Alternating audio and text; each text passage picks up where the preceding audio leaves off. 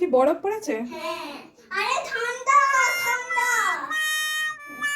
এগুলো কে পরিষ্কার করবে এই যে বরফগুলো? বুদ্ধিটা খাটাতে হবে। সারাদিন আমার কাজ করে আর আমার কাজের আর শেষ নেই না। এই দেখো কি করেছে, দেখো বরফ বরফ ছড়িয়েছে।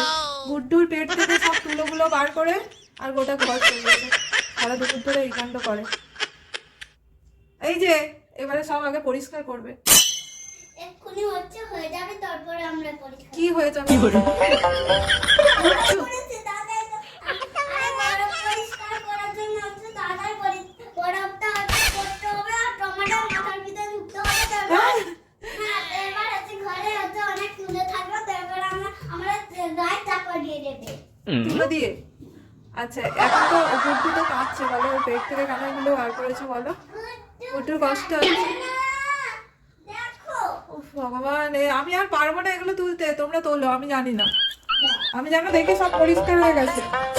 ঠিক আছে, দেখি কেমন পরিষ্কার করতে পারে তোমরা। একটু পরে এসে দেখছি।